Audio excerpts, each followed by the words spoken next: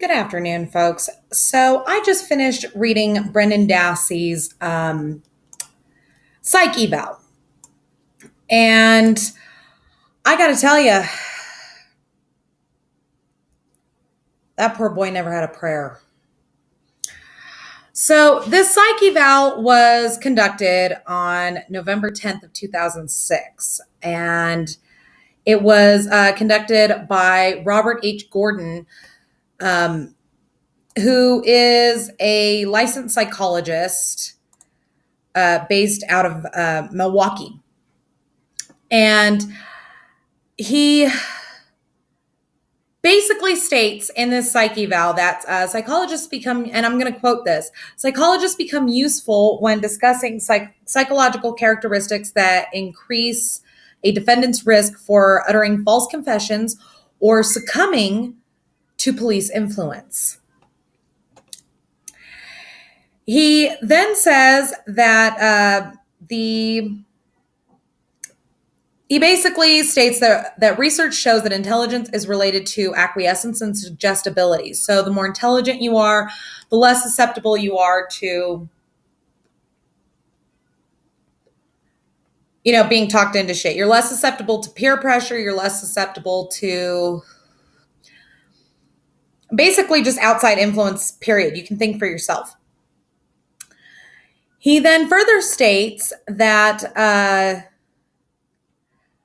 other cognitive variables, such as impaired memory, are also correlated with suggestibility. Well, Brendan Dassey, it has been shown, has cognitive impairment. So he's highly suggestible. Oh, joy, Isis wants to come in. Aren't you guys excited?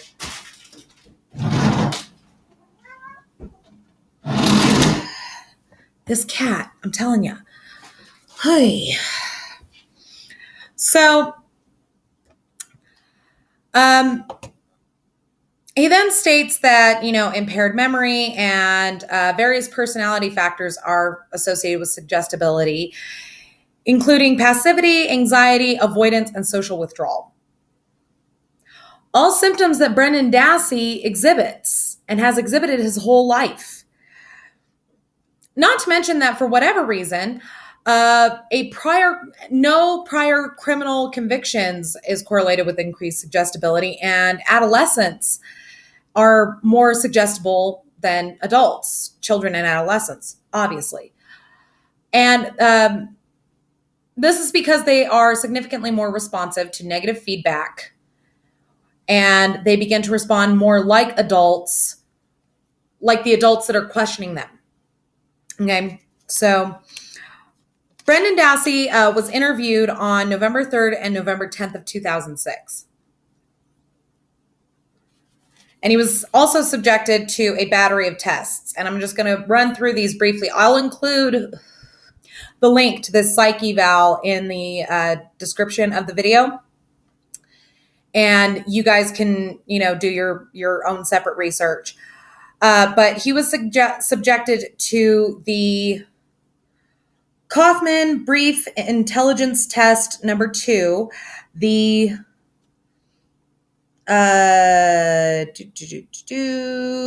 Weschler Abbreviated Scale of Intelligence, or the WASI, the Minnesota Multiphasic Personality Inventory Adolescent Version, the 16PF, the State Trait Anger Expression Inventory, and the Johnson Suggestibility Scales. Now, extra data that was evaluated by the psychologist was the February 27th of 2006 interview with police. Both the videotape and the transcripts were reviewed. Now, the funny thing is that this is where it starts to get juicy. Brendan Dassey, in a statement to police, I can't remember which one, so forgive my memory. Brendan Dassey, in an earlier statement to police, had suggested that Stephen Avery had touched him inappropriately. However, during this psych evaluation, he reported no history of physical or sexual abuse from anyone. None. This is to a trained psychologist.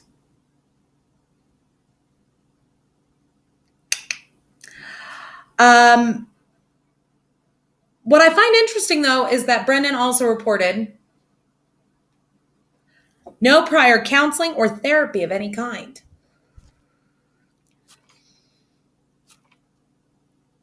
Barb is fully aware that her son has cognitive issues.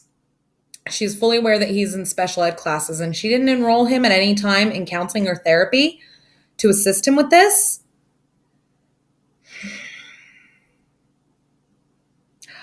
Barb, honey, I feel for you. I really do. And I know that you're doing the best you can with your sons, but that was an oversight on your part. Just saying. The psychologist also found that there were no psychotic symptoms present at all. You kind of have to have some psychotic factors in order to do the kind of things that Brendan says he did, don't you think? Now, after the battery of tests, Brendan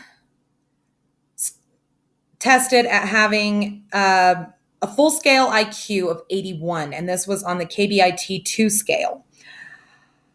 The MMPI showed that he is shy and introverted. The 16PF showed that he has the traits of accommodation, suggestibility, differential characteristics, and submissive characteristics. Now, the STAXI2 showed that he has passive tendencies, over-controls his anger, and he's severely withdrawn.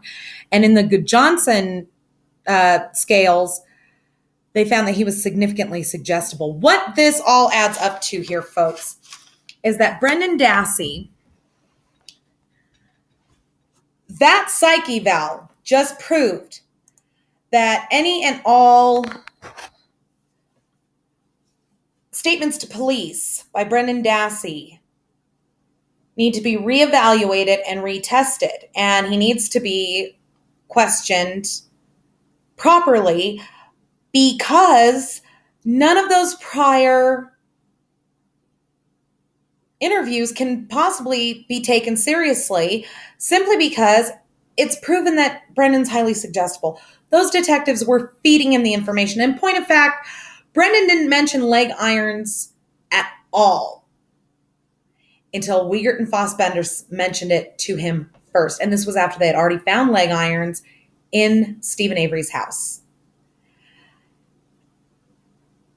This is huge, and this needs to be looked at more significantly because not only does Brendan's freedom ride on this, but so does Stephen Avery. Stephen Avery was basically convicted based off of evidence that lined up with the statement that Brendan Dassey gave.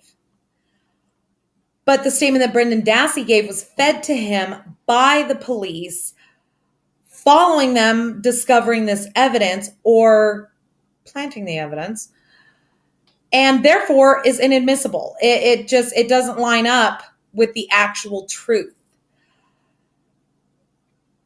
This psych eval basically states that Brendan Dassey is a very accommodating child. He just wants to make everybody happy.